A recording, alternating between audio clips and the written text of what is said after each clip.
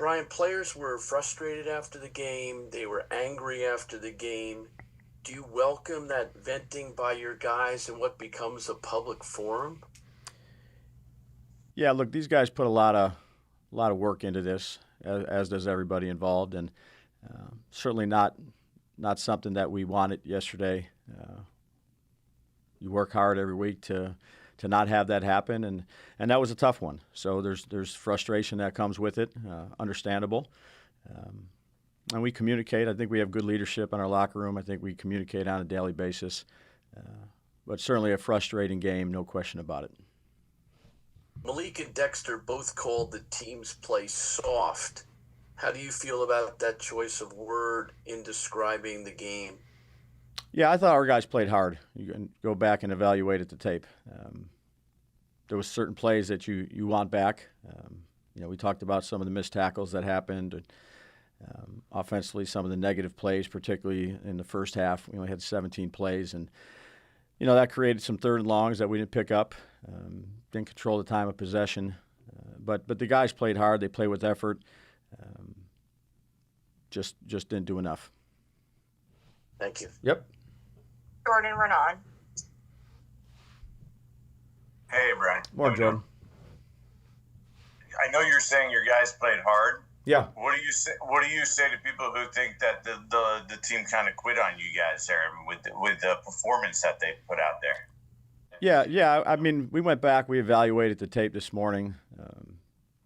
Look, we didn't play well enough. There was some things, whether it's execution stuff, call stuff, that we just didn't get the job done. But in terms of running to the football, giving effort at the line of scrimmage, those didn't stand out, Jordan. What standing out was 3 sacks early on in the first half, 0 for 4 on third down, a variety of missed tackles that caused some big plays, and the missed tackles weren't a lack of effort. Missed tackles. Give Tampa Bay credit. They did a good job, and we didn't do a good enough job. First of all, do you have any update on how Tommy's doing today? I don't. Sorry, I don't have any update on any of these guys yet. You expect him to be able to play on Thursday at this point? Yeah, I obviously got to talk to the training staff. I'm hopeful, but I don't know. I haven't talked to the training staff. It's 3 days before the game. You didn't check in on your quarterback?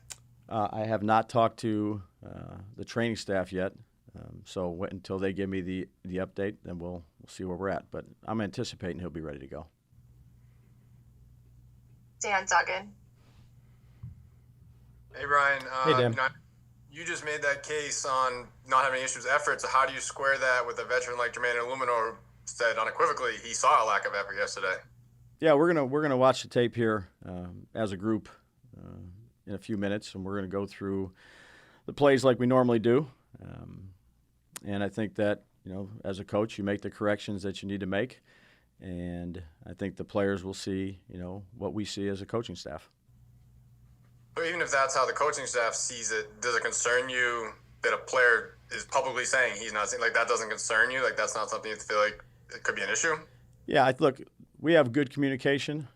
We'll talk about, what Jermaine sees, and we'll talk about what we see. We'll watch it. It's right on tape.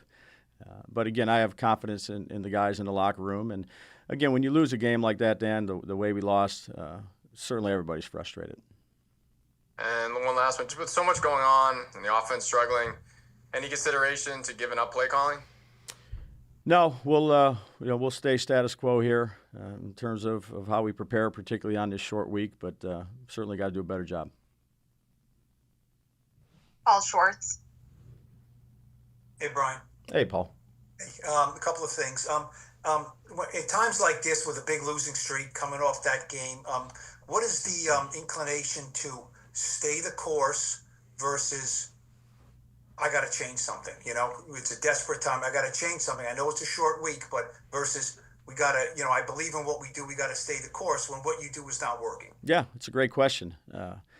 Again, I believe in what we do. Obviously, the results have not shown themselves. I believe in the people, and We'll continue to work as hard as we can. But certainly you think about things that you need to change, or whether it's plays, whatever it may be. You're always thinking, what can you do to do better? And obviously, there's a lot of things you can do better. And one more, the phrase is always out there, lost the locker room, right? He lost the locker room. Can you say for sure that that is not the case with you and your team right now? Yeah, I feel good about our communication with the players, with the coaches. Certainly not happy about the results, but I expect a lot from those guys, and they should expect a lot from me. And again, there's a good communication process. But when you lose like that, Paul, it's a frustrating thing. Thank you. Yep. We'll take 4 more. Pat Leonard. Hey, Brian, how's it going? Morning, Pat. Malik Nabers said the problem with the offense ain't the quarterback. He said it was the same problem when we had DJ at quarterback. He said to talk to you about the issues and about his lack of targets early. So that sounds like he's blaming the game plan, the strategy, the play calling on your end. How did you interpret those comments? Yeah, Leak and I talked last night. We talked this morning. He's a very competitive individual. Again, you want to get the ball in his hands, and I got to do a better job of getting the ball in his hands early. He's a smart young guy that's very competitive, Pat. And again, when you lose like that, it's a frustrating thing. But we've had good communication, as we always have. You think it's a problem that he is that he feels free to speak that freely and that critically about you, the head coach, and about the operation? Yeah, I think. Look, I'll keep our conversations private, myself and Leaks, and look forward to getting ready here on Dallas. And one quick one, if you don't Sure. mind.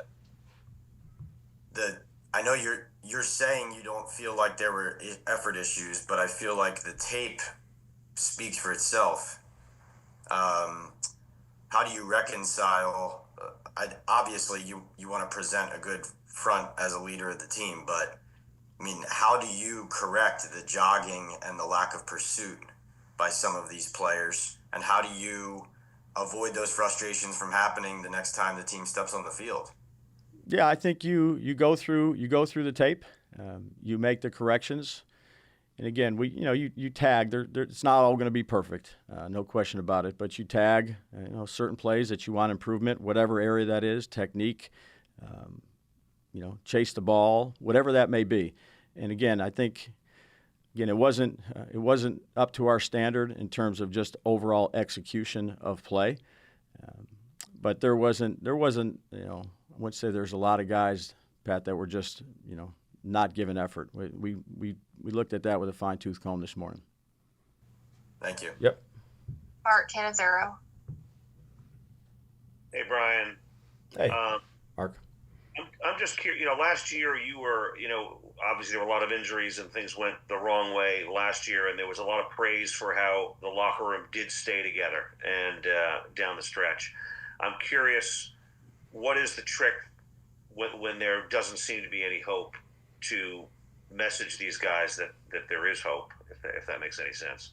Yeah, no, look, you get ready to play another game, obviously, on Thanksgiving. You go through the things you got to get better at, and, you show confidence in your players and your staff, and you make adjustments that you need to make. And look, I've got a lot of confidence in the guys in that locker room, and say we have good communication, and we're going to work to do everything we can do to make it as good as we can.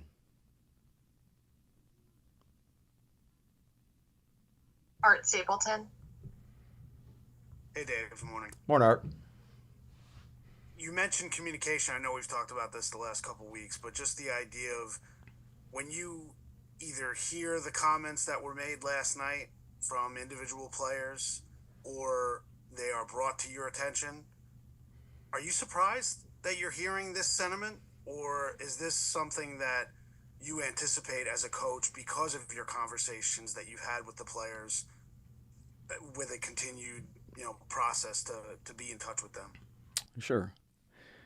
Again, when you lose a game like that, Art, there's frustration. Certainly, you'd like to keep it in house, but you understand. I mean, been doing this for a while, and there's conversations that you have to have.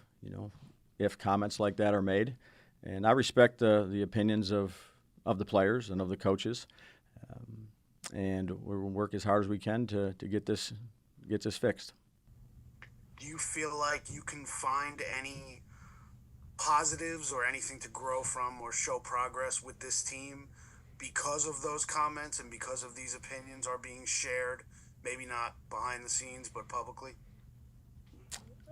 Progress to improve?